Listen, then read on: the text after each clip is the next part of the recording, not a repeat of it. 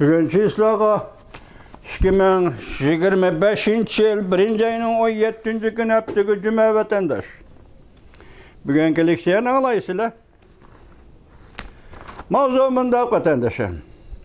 Sabık Mavun Prezident Mike Pence tuncu qatim Tayvan'ı ziyaret qilib, Prezident Trump'ning Tayvan to'g'risida bergan va'dasini qayta shar'iylashini murojaat qildi va Li Jinpingni turmadan qo'yib berishni chaqiriq qildi. Mavzuli xabar 1. ayning 17. kuni Amerika ovozining Xitoy tili programmasi e'lon qilindi. Xabar mundaq boshlandi. Amerika Qo'shma Shtatlarining sobiq Mavun Prezident Mike Pence tunji qatim Tayvanni ziyorat qildi. 1. ayning 17. kuni Taybeyda bir muhokama minbarida mundaq ko'rsatdi. Amerika Tinch okeani rayonidagi do'stini, ya'ni Tayvanni tashlab etmaydi. Hamda sobiq Prezident Pence yaqinda vazifaga o'tirgan Prezident Donald Trump hukumatining Tayvanning qo'llanish kuchiga yordam berish to'g'risidagi va'dasini qayta shar'iylashini murojaat qildi. Wall ko'chisi gazeta munda xabar qildi. Sobiq Prezident Mike Pence Hong Kongni ziyorat qilganda matbuot boshqaruvchi Li Jinpingni turmadan qo'yib berishni talab qildi. Reuters xabar qilib mundaq ko'rsatdi. Sobiq Prezident Mike Pence Taybeyda mundaq dedi. U avval Tinch okean rayonining tinchligi uchun duo qildi. Mundaq dedi. Amerikaning Tinch okean rayonidagi do'stini tashlab etmaydiganligi qat'iy ishonaman dedi. Washingtonning yangi hukumati va butun dunyodagi erkinlikni qizg'in suydigan davlatlar Tayvanni qo'llashimiz kerak deydigan va'dasini darhol qayta shar'iylab, Tayvanning o'zini qo'g'dash kuchiga va erkinlikni qo'g'dash kuchiga yordam berishi kerak. Capital Hill xabar qilib munda ko'rsatdi. Sobiq Mavun Prezident Mike Pence haftaning 4. kuni Hong Kongda bir savdo faoliyat minbariga qatnashib, shu kuni kechda Tayvanga yetib keldi. Juma kuni Pantexnika yetakchilari bilan ko'rishib Tayvanda. Uningdan keyin Tayvanning prezidenti Lai Ching-de Mavun prezidenti Su Mi-chin bilan ko'rishdi. Tayvan mehmonxonasi tarixiy yo'l belgisi bo'ladigan mehmonxonada kechlik ziyofatga qatnashdi. Mush Tayvan mehmonxonasining bir tarixiy ko'rinishi bor-ekan, meni xabarim yo'q-ku vatandoshlar. Demak, shu yerda ko'rishibdi. Shu yerda ko'rishib kechlik ziyofatga qatnashdi. Buning ahamiyati boshqacha bo'lsa kerak. Tayvan mehmonxonasi deyildi ekan bu. O'tgan yil 8-oyda Mavun Prezident va sobiq Mavun Prezident Mike Pence Washington pochtasi gazetiga maqola yozib, Cumhuriyetçiler Partisi uchun bir xil ahvol, yakkichilik qarashi o'ttirg'i chiqyapti. Bular Tayvan va boshqa ittifoqdoshlardan voz kechishni tashabbus qilyapti. Mavun Prezident Mike Pence shu chog'da bunday ko'rsatgan edi. Agar Jungo Tayvanni yutib oladigan bo'lsa, butun yer shari ta'mirlash liniyasi uzib tashlanadi. Balki yadro qurollari ishlab chiqarishmi musobaqasi boshlanadi. Wall ko'chisi gazeti xabar qilib munda ko'rsatdi. Sobiq Prezident Mike Pence Hong Kongda 2025 yillik boylikqa nazar pul muomala minbariga qatnashib, nutq so'zlagan chog'da Hong Konglik matbuot xodimi Li Jinpingni turmadan qo'yib berishga chaqiriq qildi.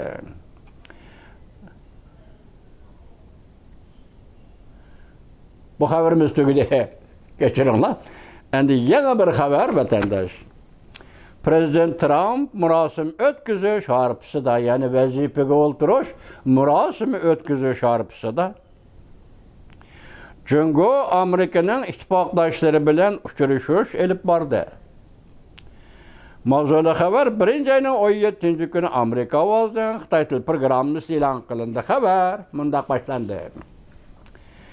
Tayyip Washingtonda yangi saylangan prezident Trump vazifaga o'tirish murosimiga tayyorlik qilayotganda Jungo mushayapda Yaponiya va Yevropa ittifoqi bilan diplomatik uchrashishni qo'zg'atdi.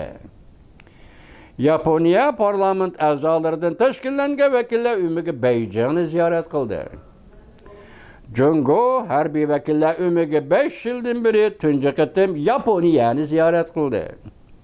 O'xshashda bir vaqtda Yevropa ittifoqi doimiy komitetining yangi tayinlangan raisi Jungo rahbarlari Xi Jinping bilan tunji qatim telefon aloqasi olib bor.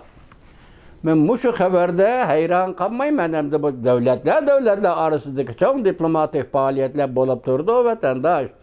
Bugun oyog'i berib turib, bugun kelibdi deb bizda bolalarsa muhokama qiladigan, bolalar uchun muomala qiladigan davrlarda olqib ketdik, vatandosh.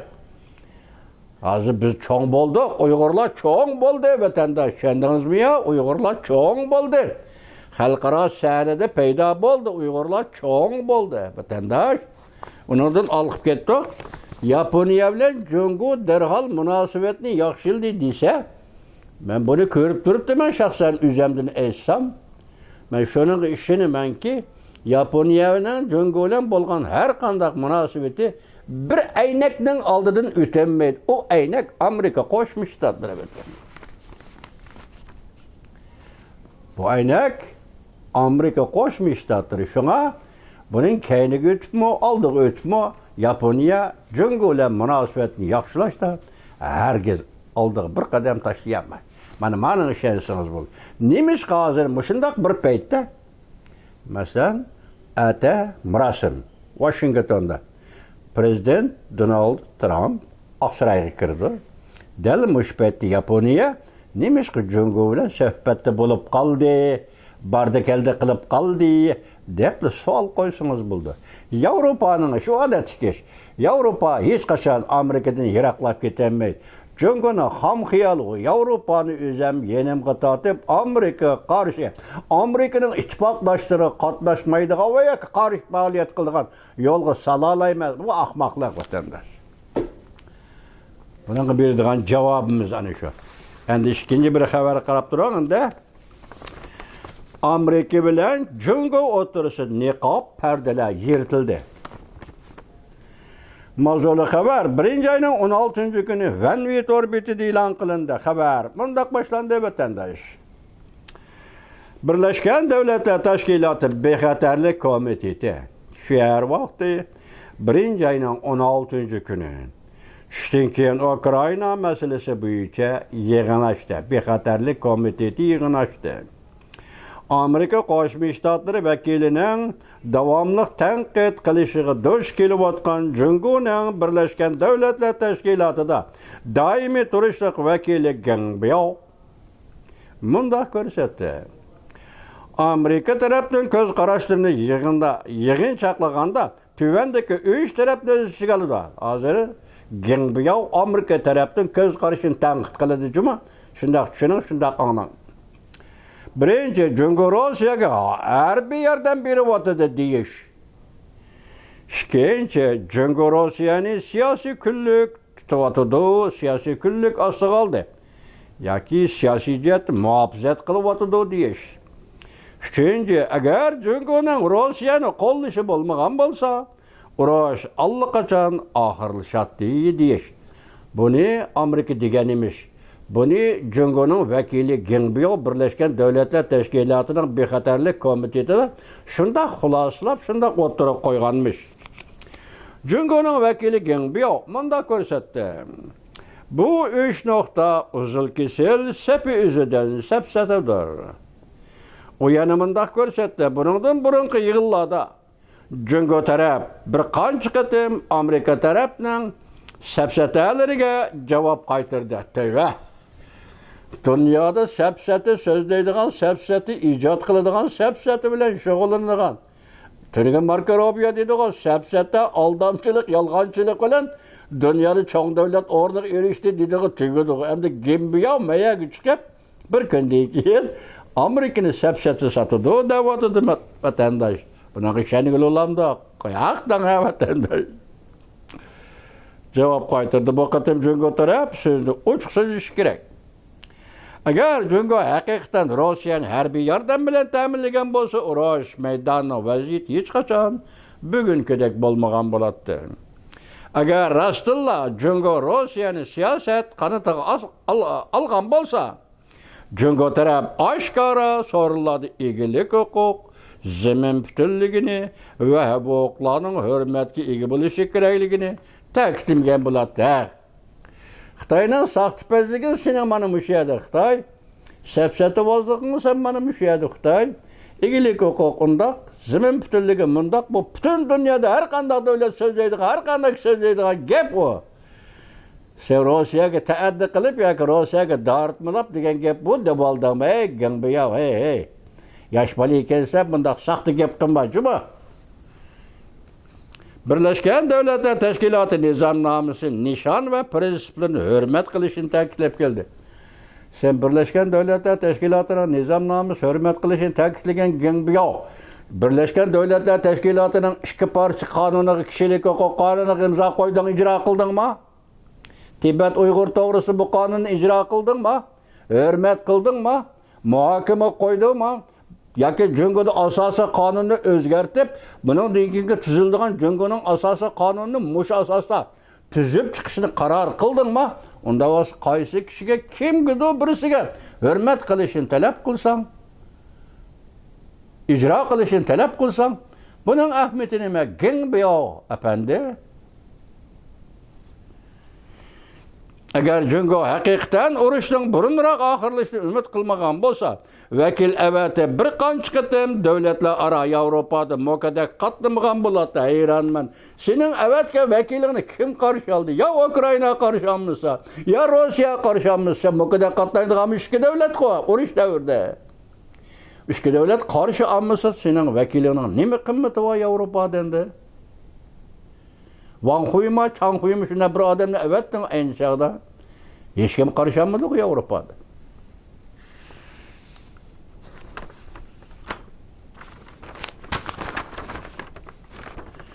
Cungo vekili Gengbiao, Gengshuang, Gengbiao emezken Gengshuang kendi vakitlerinde.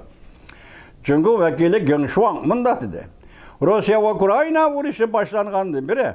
Amerika taraf geopolitiklik, stratejilik siyasetini yol koydu. Mana bunun da kichkina o'yinlashtiga ishgan Shuang apandi qarang.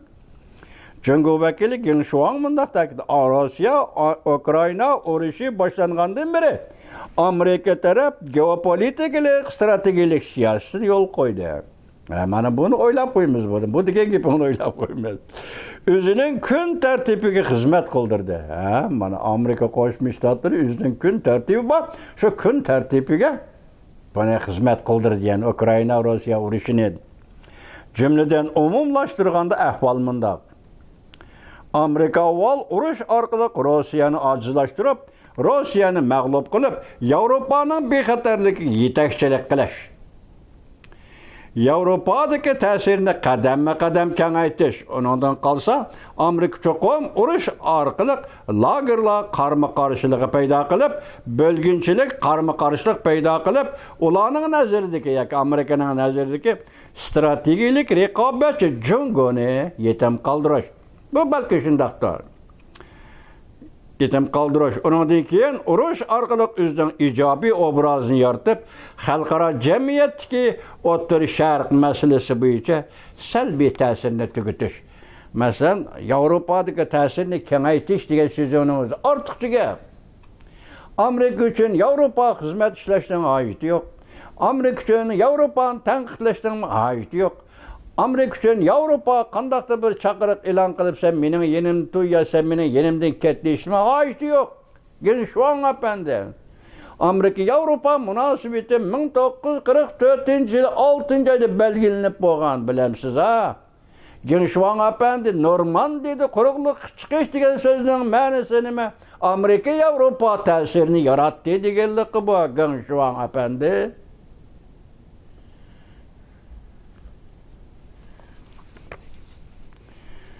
Cungo vakili Gengbiyao ekan. Qaysi rost buni? Birisi de Gengbiyao, mana menda chataqdaga birisi de Gengshuang debdi. Qaysi olsanglar biringa vatandaş. Bunda ko'rsatdi.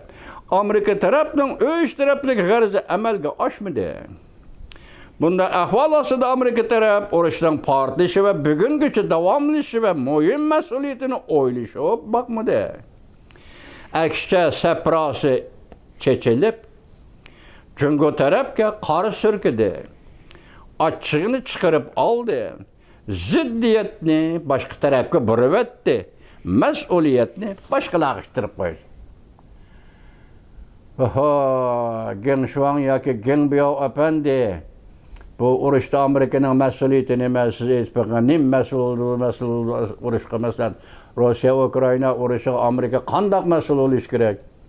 2022-yili Rossiyaning prezidenti Vladimir Putin Beijingni ziyorat qilib, Beijingda qishliq olimpik murosimi o'tkazilayotganda ayrim ziyorat qilib, Rais Xi Jinping bilan ko'rishib, ikki davlat o'rtasida cheksiz boshliq va cheksizlik va yuksaklik va hech qanday cheklimi yo'q deyishib, shu yerdan qaytib berib 20 kundan keyin Ukrainaga tajovuz qildi Prezident Vladimir Putin.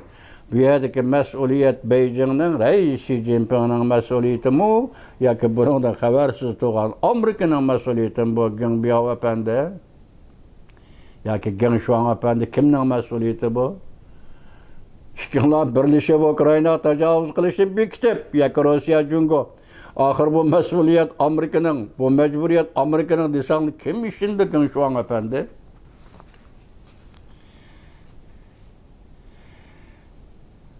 Endi bu yerda mush xabarni yozgan matbuotning bir abzas so'zi bor-ki, vatandosh.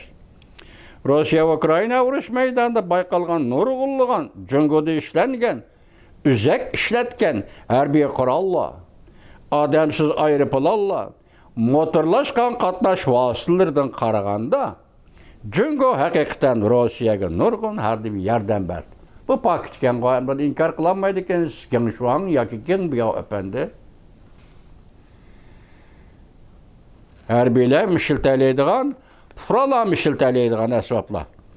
Amerikaning Jungoni ayblashiga yetib oshdi. Bu paketlar yetib oshdi.